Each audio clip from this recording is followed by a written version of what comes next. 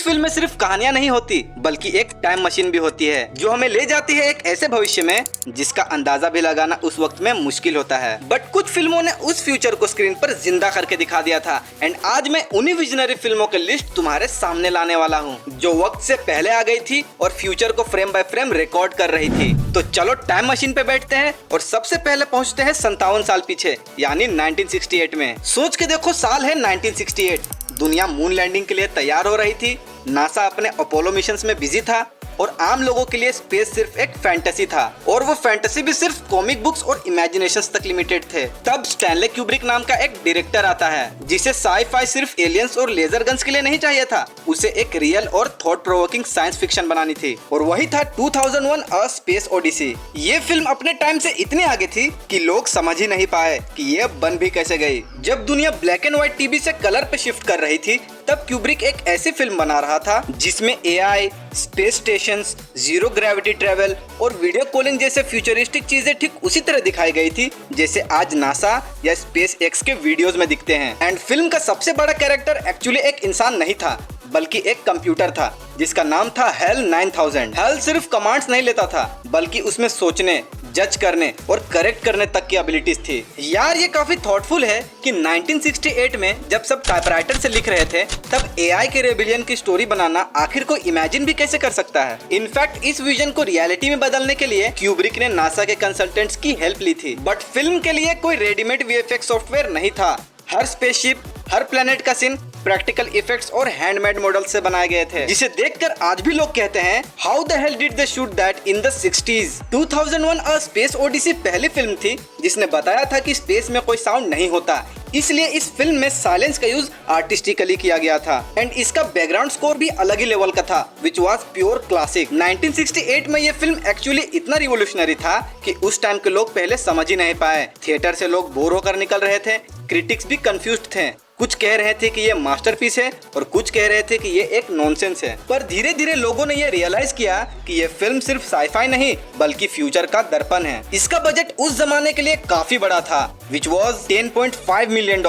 Film box office पे अपनी legacy नहीं बना पाए लेकिन इम्पैक्ट जरूर बनाया। आज भी क्रिस्टोफर नोलन जैसे डायरेक्टर्स इस फिल्म से इंस्पिरेशन लेते हैं। नासा के साइंटिस्ट ने भी माना कि फिल्म में जो भी दिखाया गया वो विजन फ्यूचर के काफी करीब था। आज जब हम एआई से बातें करते हैं या मार्स पे कॉलोनी की प्लानिंग करते हैं तब कहीं ना कहीं क्यूब्रिक का वो इमेजिनेशन याद आता है। अब चलते हैं 1989 में जब Back to the Future Part 2 आई थी और इसने लोगों को 2015 का फ्यूचर दिखाया था। एक ऐसा फ्यूचर जिसमें फ्लाइंग कार्स हैं, होवर बोर्ड्स हैं और सेल्फ लेसिंग शूज हैं। एंड सबसे फनी बात, उस वक्त लोग ये सोच भी नहीं सकते थे कि ये चीजें कभी पॉसिबल भी होंगी। फिल्म का स्केल काफी बड़ा था क्योंकि एक साथ मल्टीपल टाइमलाइंस दिखानी थी। रॉबर्ट ज़ेमेकिस ने टाइम ट्रैवल को इतना फन बना दिया था और 2015 को इतना वाइब्रेंट और क्वर्की दिखाया था कि लोग लिटरली उस जमाने में जाना चाहते थे। जो चीजें उस टाइम साई-फाई फैंटेसी लगती थी जैसे वीडियो कॉल्स, बायोमेट्रिक डोर्स और स्मार्ट गैजेट्स, आज एक्चुअल में वो रियलिटी है। होवरबोर्ड्स का विजन आ चुका है और सेल्फ टाइंग शूज भी नाइकी ने बना दिए हैं। मतलब फिल्म ने एक इमेजिनेशन पुश दिया टेक्नोलॉजी को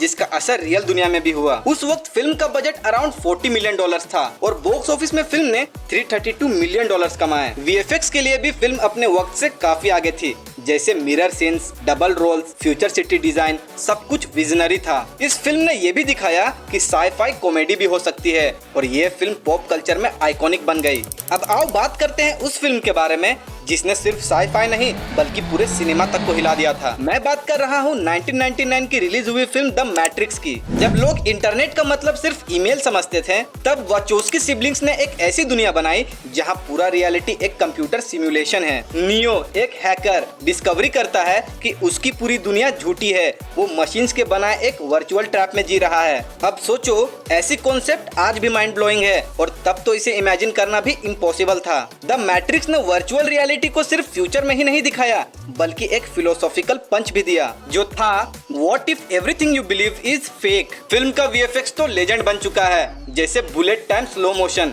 ब्लैक लेदर सूट्स और ग्रेविटी डिफाइंग स्टंट्स, पर उसके पीछे months of training, wire work और सीजीआई का एक सॉलिड कॉम्बो था। फिल्म का बजट अप्रोक्स $63 मिलियन था और बॉक्स ऑफिस पे फिल्म ने 460 मिलियन प्लस कमाए। फिल्म ने ऑस्कर भी जीता था बेस्ट विजुअल इफेक्ट्स, एडिटिंग और साउंड के लिए। द मैट्रिक्स के बाद पूरी दुनिया भर में red pill versus blue pill का एक मेटाफोर भी बन गया था। एंड आज जब हम मेटावर्स, वीआर हेडसेट्स और एआई कॉन्शियसनेस की बात करते हैं तो लगता है मैट्रिक्स तो सब कुछ 25 साल पहले ही बोल गया था।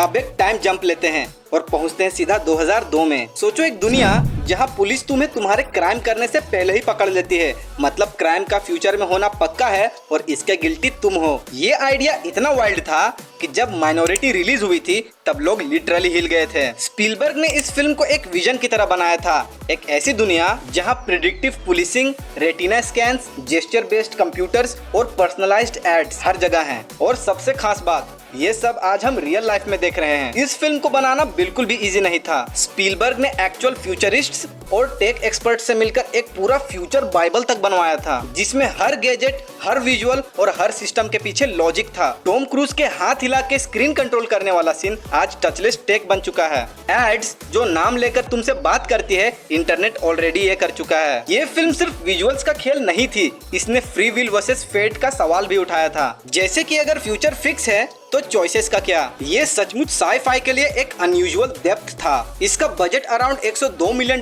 था और इसने बॉक्स ऑफिस पर धमाका भी किया था, अराउंड $358 मिलियन कमाकर। और आज भी ये फिल्म टेक डिस्कशन का रेफरेंस पॉइंट है। बेसिकली इसने ये दिखाया कि साई-फाई उड़ान नहीं बल्कि सोच भी हो सकती है। अब बात करते हैं इस लिस्ट की आखिरी फिल्म की, जो कि एक ऐसी फिल्म थी जो साई-फाई के इमोशनल साइड को एक्सप्लोर करती है। 2013 में जब एआई असिस्टेंट्स जस्ट सीरी लेवल के थे, तब स्पाइक जोन्स ने एक ऐसा फ्यूचर दिखाया जहां एक आदमी अपने ऑपरेटिंग सिस्टम से प्यार कर बैठता है और वो ऑपरेटिंग सिस्टम इतना रियल लगता है कि ऑडियंस भी कंफ्यूज हो जाए। थियोडोर जो एक इंट्रोवर्टेड राइटर है, वो समंथा नाम के एक एआई से इमोशनल कनेक्शन बना लेता है। ये कोई रोबोट या होलोग्राम नहीं होता है, बस एक वॉइस है, लेकिन इतनी जेन्युइन, स्मार्ट और एम्पैथेटिक कि वो जिंदा लगती है। और यही फिल्म का जीनियस है। जब दुनिया में लोग एआई को सिर्फ टूल समझते थे, इस फिल्म ने एआई को इंसान के जैसा पोर्ट्रे किया। इस फिल्म को बनाना उतना भी इजी नहीं था, क्योंकि पूरा एक फ्यूचर वर्ल्ड बनाना था, वो भी बिना ओवर द टॉप गैजेट्स के। सब कुछ मिनिमलिस्ट था, सॉफ्ट कलर्स, पेस्टल टोन्स, एक ऐसा फ्यूचर जहां टेक तो है लेकिन काफी सटल। इस फिल्म का बजट $23 मिलियन था और बॉक्स ऑफिस पे फिल्म ने इसका डबल प्रॉफिट कमाया। लेकिन असली विन थी अवार्ड्स। फिल्म ने बेस्ट ओरिजिनल स्क्रीन प्ले का ऑस्कर जीता। और सबसे बड़ी बात, आज जब लोग एआई गर्लफ्रेंड्स, कंपेनियंस और इमोशनल बोट्स बना रहे हैं, तो ये फिल्म एक तरह से इनके फ्यूचर का मिरर बन गई है। तो दोस्तों, इन सारे मूवीज में से किसने तुम्हें सबसे ज्यादा हैरान किया और क्या तुमने ये सारी मूवीज देखी हैं? कमेंट करके जरूर बताना। और अगर इसी तरह मूवीज से रिलेटेड फैक्ट्स और एनालिसिस तुम्हें पसंद है, तो ऐसे और वीडियोस के लिए चैनल को सब्सक्राइब करना मत भूलना और वीडियो को लाइक और शेयर भी जरूर करना। आज के लिए बस इतना ही। मैं मिलता हूँ तुम सबसे अगले वीडियो में, तब तक के लिए बाय।